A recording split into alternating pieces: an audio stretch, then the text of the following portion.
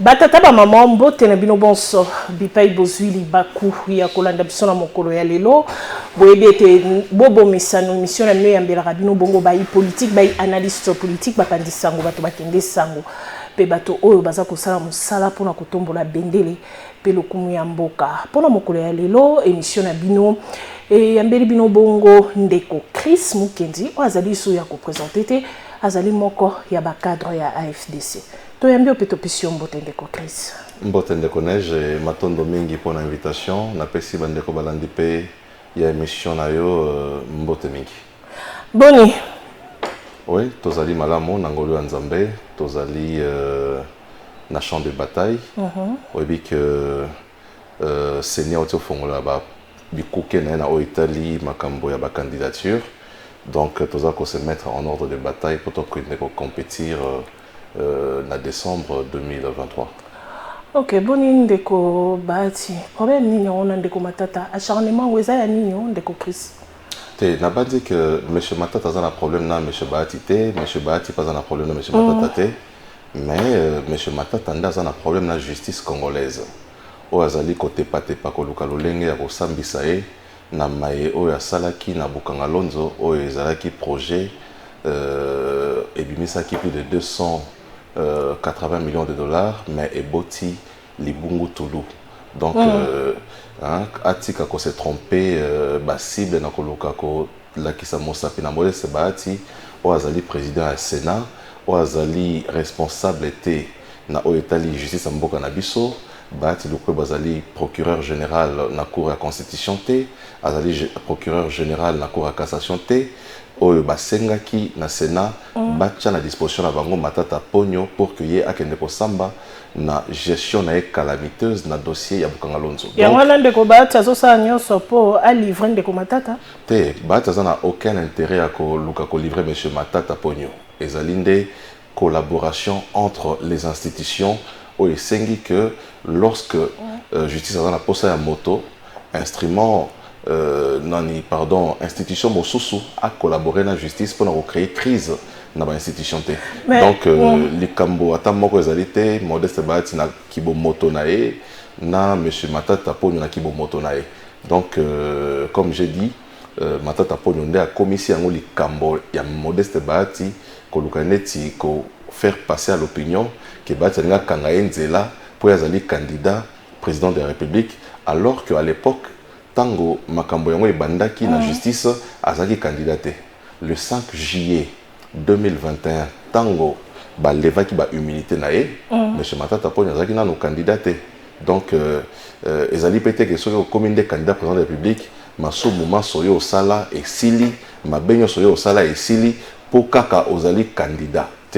Mboka etambolaka nibeko mboka etambolaka na ba institution nango il faut tosa yango état de droit ezali pona moto nyonso il y a pas moto azali plus puissant que la justice moto o azali intouchable na kati ya république la bandi que na régime ya Tshisekedi moto moko azali intouchable te ba o nyonso ba banzaki bazaki ba intouchable au moins ki ba simbaki bango mingi pe bakota ki ba boloko mingi pe lelo babima pe mingi pe lelo bazali mbongo ezonga pete misusu pe bazali na kati ya boloko donc tout se disperser na kati ya débattre poser une question moko précise na lo pesa o ya no so to komi kele au cas par cas to kosobola yango na kimia nyonso liboso ba congolais olobili kamongo ebandaki Matata Pogno azaki candidaté erba levaille ba immunité na ezaki likambo zaïrisation non ezaki yango affaire wana ezaki close et tout mais lelo bazolo bela dossier Bukanga Lonzo oh ba sénateur nyonso ba telemilaki yango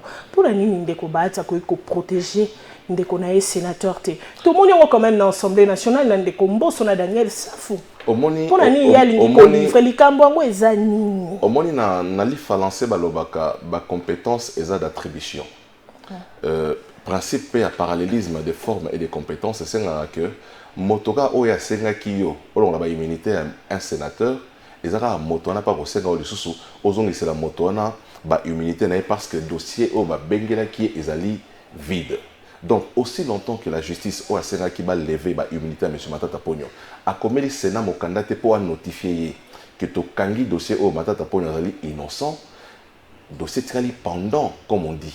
ozomona donc ba immunité na yena no zongate depuis dossier owana siko moto na apparemment Bahati azo jouer jeu à pouvoir o ezo linga tout prix ko kanga Bahati aza moto ya pouvoir azo jouer jeu à pouvoir te et puis Bahati azali membre ya cours et tribunaux te Bahati azali membre ya cour constitutionnelle te Bahati azali membre ya cour de cassation te Modeste Bahati azali président ya Sénat comme nalobaki on a bandeli azana intérêt à ta mon côté ya ko luka ko contrer l'ambition de M. Matata Pogno ezali légitime hein mais ce qu'on a même en termes de poids azana poité en face il y a Modeste Bahati pour lobaki Bahati alinga karainzela donc ezali droit na légitime ya ozala candidat mais nena otoloba awa tango makambo e bandaki azali candidaté atika ko sala lien au moins na kata mboka na biso zala soki ozana likambo na justice komi naza candidat acharnement balanda ngaité justice eza justice eza politisée alors que baza kolanda yo non pas parce que osaki eloko te na kati ya mboka mais parce que mboka epesaki yo ba responsabilité omoni so mais tant bazo koka ko juger yete akena cour constitutionnelle incompétent azonga na cassation incompétent mais kasite Bahati alobite bino bato bosengaki dans lever ba immunité na ye bokomelanga lisusu bailanga mokanda boloba que dossier tel eza eloko eza na kati te bozongisela ba immunité na ye sa immunité donc aussi longtemps que affaire eza na niveau de justice non ba komeli Sénat te parce que pour ba lever ba immunité ba komelaki Sénat pour bazongisa pe ba immunité il faut ba komela Sénat en vertu ya principe dans le principe il y a parallélisme de forme et de compétences. Ah, c'est quoi apporter plainte dans des combats tu t'en souka wapi mais boni moto aza on dit que justice na tamboka que no porter sur plainte na même justice donc ça veut dire que aza ko briller na incohérence na manière na agir pour na biso problème ezalité ceux qui Modeste Bahati azali ko prôner état de droit union sacrée matoza ko prôner état de droit ceux qui a même dossier na justice autoza ko mona ezali théâtre hein alingi ko amuser galerie mais ceux qui jamais si jamais le procureur général près de la cour de cassation a ben ici président du Sénat azali respectueux à la test de la République à répondre pour apporter la réponse à mituna retour na justice ya mboka na biso. Donc qu'est-ce qu'on a mbujimai la soit mokonza mboka kutu nazo ko apprendre kazasko na Luanda zo kende Luanda pour na tripartite malobo ya alobaki na mbujimai lors il y a jubilé à 25 ans il y a Bekasanda makanisi na yo na maloba wana alobi maloba ebele o wapi précisément oh par exemple alobi a kozonga simate liboso ya ba menace pe ba intimidation a ko s'attaquer na congolais nyonso oyo a kotia danger na sécurité pe na stabilité ya mboka.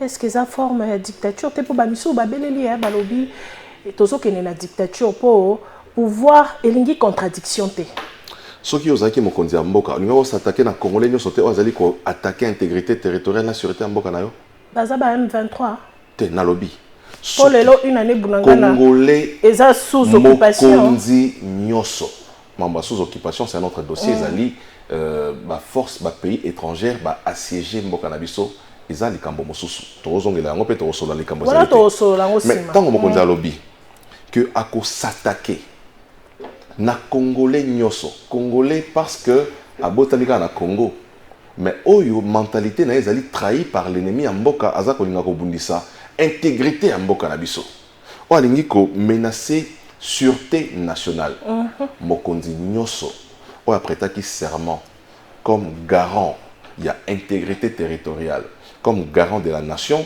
à kobundisa non seulement congolais mais moto nyoso o azali ko constituer menace pour la intégrité territoriale de la sûreté nationale. Je pense que zali sens il y a responsabilité na redevabilité à mokonzi mboka vis-à-vis il y a bateau nyoso basé ko se constituer en ennemi de la République. Ezali menace à mon côté. Atangi ba traître hein. Ezali chantage à mon côté, ezali attitude responsable d'un président de la République. Atanga iso nazaki président na ko s'attaquer na ba acte nyonso ya terrorisme so nazali président na ko s'attaquer na menace nyonso o ezali ko simba sûreté nationale. Mais bon, le problème est nini? Le problème est que na mboka na biso toza ko confondre démocratie na on dirait moko anarchie. Toza ko confondre démocratie toujours confondre dictature na rigueur. L'État est à rigueur na nyonso. Malheureusement, tous dans le sens il y a rigueur té, tous dans le sens il y a nation, dans le sens il y a état té. Tolingi motota aza ko menacer l'intégrité territoriale la biso, ba qui peut être parce que azali opposant, ba qui peut être parce que asala la politique, ba qui peut être non, c'est pas ça l'état de droit. L'état de droit c'est le respect des principes et des textes. Tout Congolais azali ko violer ba loi ya République azali redevable, azali justiciable devant juridiction. Donc, le président de la République, en le disant comme ça, je crois qu'il est dans sa peau.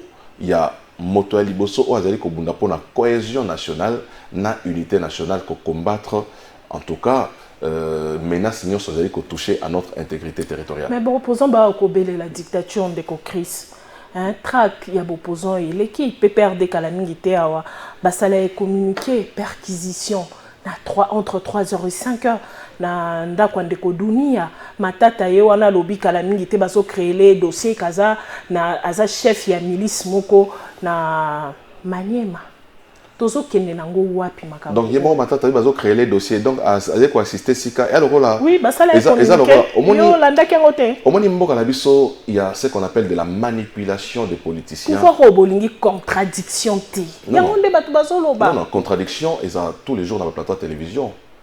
Débat na débat na plateau na bino a contradiction est là qui contradiction est là sur tous les plateaux de télévision. La démocratie respire dans ces pays. Nabino peut-être pas communicateur, peut-être na bateau baso diriger, baso supporter en côté. Non. Balingi to kende biso dans son sens. Mais ils sont les communicateurs de qui? Ils sont les communicateurs des partis politiques, hein, qui les mandatent. Donc ceux qui communicateurs à un plateau, c'est parce que si manaye l'ingomba politique moro ezali. Moi je dis ceci. Au moins mboka na biso toza trop léger na ba question o ezako toucher la sûreté nationale. Nazo rappeler à un plateau na que mokonzi ya mboka akangaki même bato ya cercle na moko o bazaki mêlé na makambo ya atteinte na sûreté nationale na makambo ezako toucher na intégrité territoriale. Donc tant azako toucher na bato na moko wana eza nango wapinde ko Chris ba arrestation wana nyonso tozo kende tango akangi biselele eza acharnement te, tango bakangi François Beya eza acharnement te, tango bakangi Vital Kamerhe eza acharnement te, tango bazokanga bato na moko ba Vidi Echimanga bazokanga baninga na biso mosusu ba communicateur Richard Mpinda akoti Boloko banani ba Patrick Makanga soki baza bato ya ngambo ya régime wana eza acharnement te et comme kaka acharnement soki eza bato ya ngambo ya opposition parce que na kati ya mboka oyo moto aza opposant bakosimba yesu te opposition eza kopesa moto ba immunité asala maïma soya lingi basimba ete yango nde démocratie yango nde état de droit. Donc définition de la démocratie et l'état de droit, il faut être à la revue.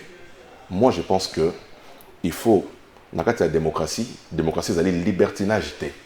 Démocratie c'est qu'on prôner liberté d'expression, liberté d'opinion, mais ça qu'on prôner libertinage d'expression. Malheureusement. Mais Franck Dion, mais à Salinini de Franck Dion. Mais à Salinini, tous on a service, il y a intelligence dans la mboka. Makambo Franck Dion a ça la tango ya longa na plateau na télévision yo yebi yangote. Tango mambasa la tango longa na plateau de télévision ngai na yebi yangote. Nga na mona na plateau de télévision lobi silisi, na mona tango so sali activité na politique silisi, mais tango zonga na isika ye moko avandi. Tango simba ka téléphone na ye, asolo la nani, li solo ni na betaka. Atinda ka message pa nani, asala rani biso to ebité. Donc, mais na kati ya mboka tozana ba service ya intelligence o ezali ko bunda tongo butu moi bala la kate baza ko battre la intégrité à mboka. Donc il pas ça parmi bateau bazo menacer stabilité na intégrité à mboka. Est-ce que menace za na longi ya moto tali mo siki toko bolobi ah mo siki toko ya za menace te o longi moto longi mabe yenda za menace te ça tana ya raton mo susu azu forme ya moto mala mo longi ya ange de lumière ndenge bibelobi hein. Donc biso to kende au-delà il y a ma présence physique ya bato mais bato bazali ko sala biso to yebi yango te. Donc je dis tout ce qui va servir à intelligence au bazali mieux outillé au bazali koye baba acte mieux se montrer composé Chris mo qui n'étant à longa la plateau na yo makenda marmarena au sala yo yebité avant na nani a solo la nani ba planification les aranini yo yebité mais ba service à intelligence ba comme ko soupçonner monsieur Mukendi bazomona ba agissement nae ba attitude nae baza ko soupçonner ba indice mo ba monikati nae babi moto toza ko mona za ko préparer le contre la République to kangaye ba kangiye si ma basali sikoyo ba ke na profondeur ya ba enquête na bango pour na ko déterminer effectivement que ba soupçon na biso za ki fondé to za fondé té so ba soupçon na bango za fondé té ba ko relâcher motuana à reprendre liberté nae mais malheureusement na mboka na biso ne na ote koloba soki moto za na ngambo ya opposition asala nyosa lingi Fayulu sort asali marche na ya ko loba que non bon boso mabanga bo bamba ba policier donc soki Fayulu lobi ba bamba mabanga policier eza normal soki ba interpeller ye lelo babi bon monsieur Fayulu toza na vidéo na moko awa ozo senga ba manifestant ba bamba mabanga sur la police où ils allaient représenter ordre public. S'il vous plaît, s'il vous plaît. La force de l'ordre, la police n'a pas peut-être les équipes façon se défendre. Wana makanisi na yo. Donc ce qui lobby ba bengi monsieur Fayulu babi toza na ba image na vidéo yango yo. Tozo mona ningo zotinda ba manifestant ba bamba mabanga na la police ba bengi si oya ko se justifier et comme acharnement. Voilà l'état que nous voulons pour notre pays. Donc, basi ba opposante ko bomba muta ko se justifier bo monique za yango botika e soki boza na preuve mais a ko se justifier wapi akoki mate po azana mboka bombi ndeko Franck Diongo escadé les ala qui peka raboiti lelo se retrouver na prison en Ndolo omoni omoni li solo na biso neto solo eza ko lakisa légèreté au biso sur na Congo toza na hôtel makambo ya sûreté nationale eza question moko capital batretara yango na sentimenté. L'État n'a pas d'âme.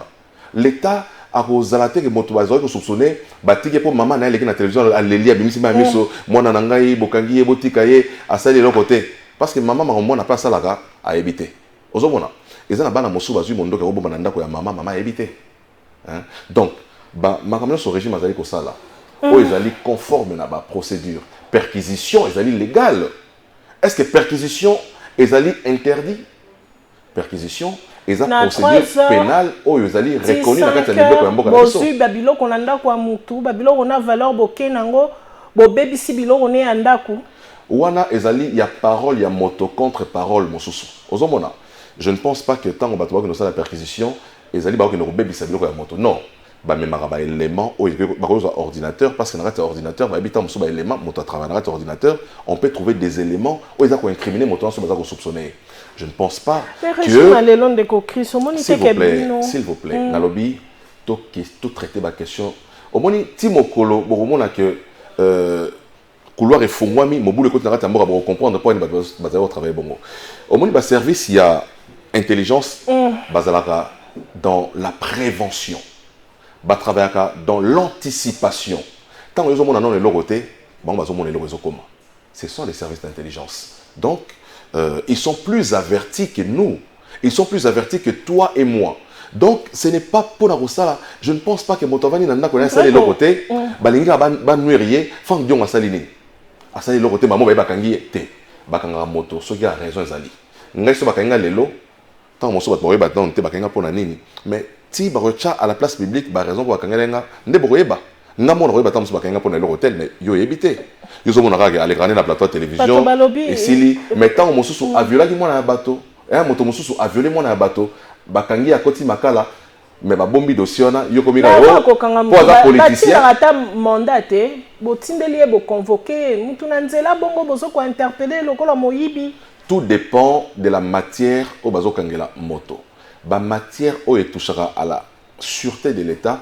Bakangela moto lolenge moto batindela moto convocation ndako na parquet pour la violation des droits humains. Pouvoir on dirait comme agité hein. Au moins service moto ya kanga bato demiap bazana ba procédure na bango, bato ya aner bazana ba procédure na bango, bato pe à parquet bazana procédure na bango se ba kotindela convocation, on a mona ki ndeko nga Alain Bolojo batindela convocation.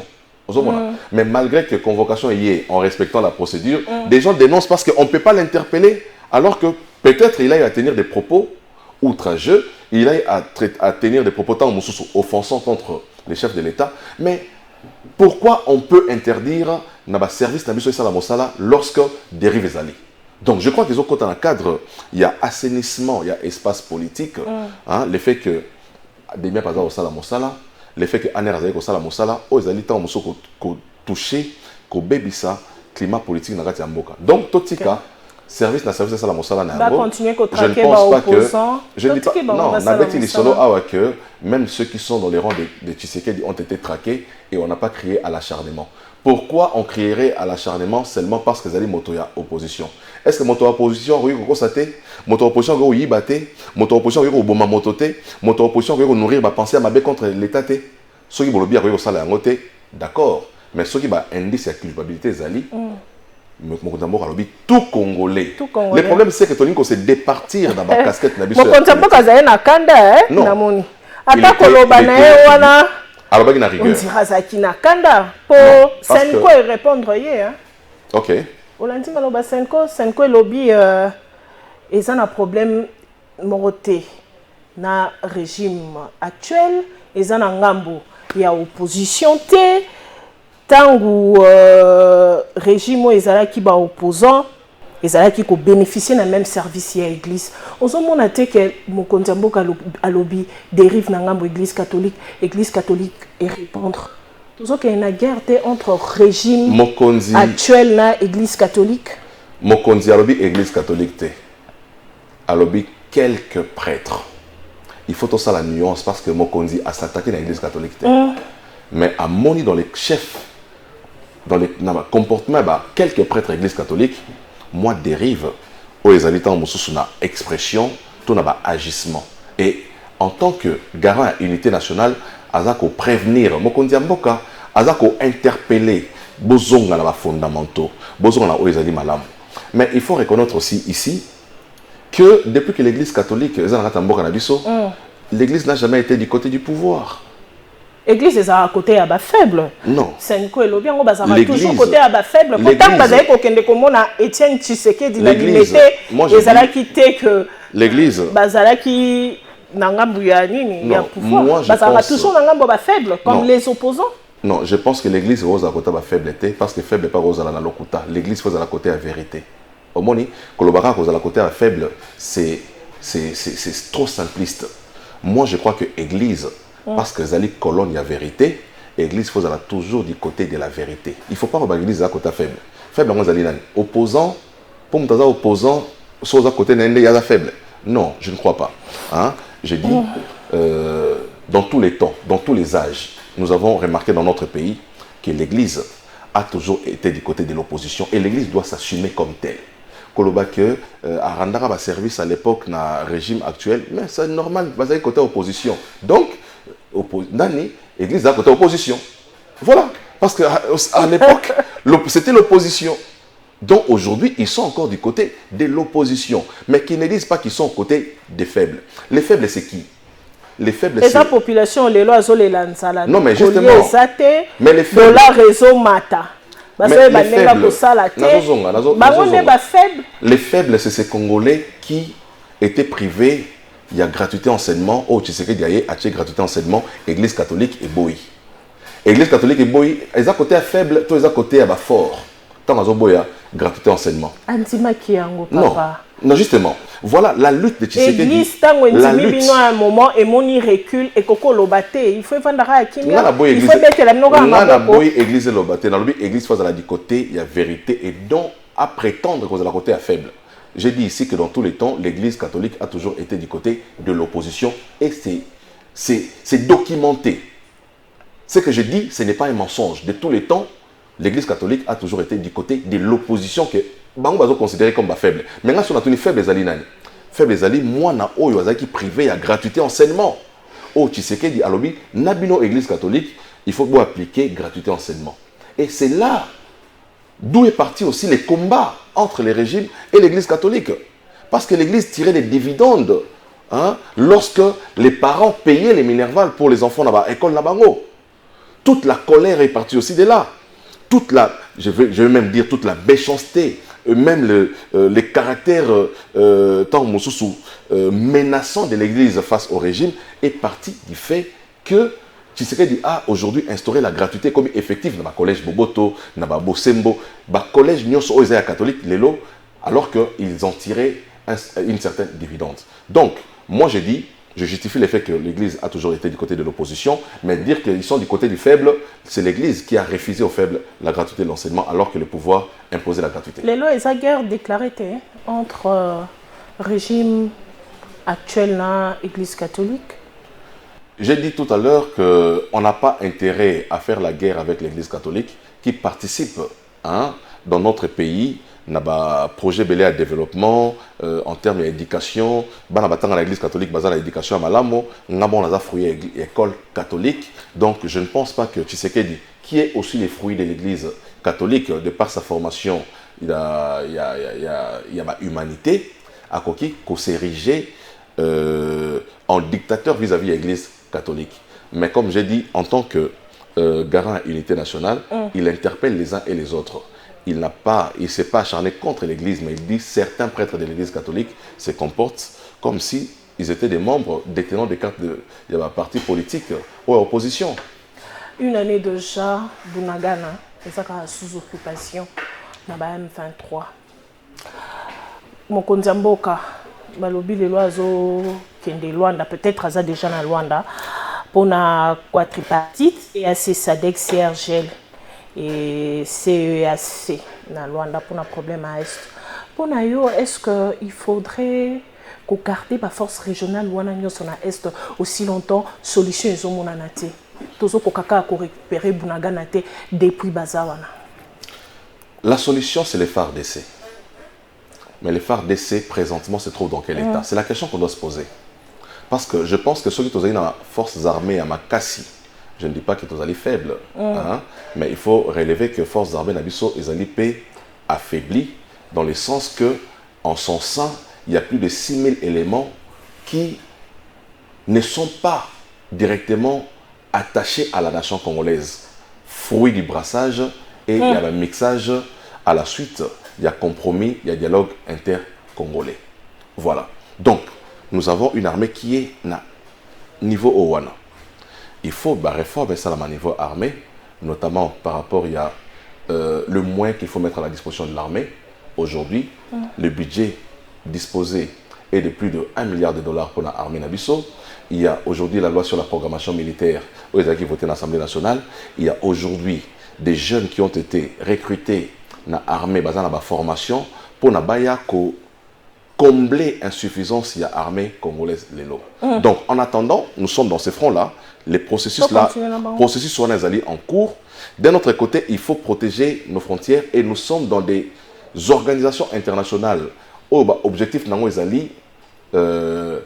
poursuivre la paix, promotion, il y a défense, il y a État, nous sommes là dans le sens il y a diplomatie pour éviter aussi le bain de sang de nos populations, mais aussi barrer la route contre les projets des nations Oelingi et Memambo na balkanisation, na démarche expansionniste des pays voisins au Congo. Donc, de ce point de vue-là, je crois qu'on est sur deux fronts, sur les fronts militaires et sur les fronts diplomatiques. Et nous donnons la chance. Nous donnons la chance parce que le dialogue est en place et sous qualité. Aussi longtemps que le dialogue va permettre à ce qu'aujourd'hui, ben des sangs, ils sont dans le territoire de sauté, ça nous est avantageux et ils ont évité des dommages collatéraux et ils ont la fruit, il y a des Makassi dans la région. Na bateau bazolo basadek kende. Na utaki kolanda interview. Et c'est bien Sadek non comme EAC plutôt. Et Kende et l'Ongwana Est. Mais na utaki kolanda interview, il y a président kenyan wa lobby bako Kende te. Ba uzana na RDC pour bango ba utiliser ba ressources na bango moko pour na koya na RDC na Est pour na aussi sabitumba wana. Est-ce que ça façon ya ko défier ba congolais te o balingi suku mona bango kuna te pour bazo saler le côté. T'es à la façon de congolais que le complot existe bel et bien contre les Congo. Ozomona et que photo font la liso parce que motori ko prôner arrogance ya motindo ote tango yo sengeli sungi. Omoni ce qu'on a besoin de sunga ngai na moni que les sungi na senga ki ekoki na websa ozonga pa na yo so bozonga pa na yo na comprendre que ça un projet mosusu. Donc il faut comprendre que effectivement il y a un plan contre les Congo et il faut que le Congo. Donc ba voisin nyonso balingara Congo te. Nako kende pena na extrémité wana te mena lobby qu'il existe bel et bien un plan contre les Congo et les Congolais doivent ouvrir l'œil et le bon. Matondi na yo ndeko Chris Mukendi ndengo ndimaki koya ko répondre na invitation na biso clin d'œil spécial na bato babotama na mokolo ya lelo na moni bongo ndeko Casimiro Kota oyazo fêter anniversaire na ye lelo aza moko ya ba téléspectateur na biso alandaka biso tango nyonso na mboka France ozangi kolanda émission oyo na mokolo ya lelo landa biso bongo jeudi na 9h na rediffusion soko zangi jeudi na 9h na rediffusion na Congo Web okoki pe soko kolanda biso na A30 télévision jeudi na 20h30 soko zangi bongo kolanda biso na ba chaîne wano okoki pe kolanda biso isusu na YouTube na chaîne na biso Bilembo TV ozali moi politique ozali analyste politique ozali mopandi sango ozali moto okende sango ozali mwasi oza kosala mosala pona kotombola bendele pe lokumu ya mboka benga biso bongo na numéro oyo ezali affiché na se ya betano na bino pona koya kotalisa makanisi pe misala oyo bozali kosala.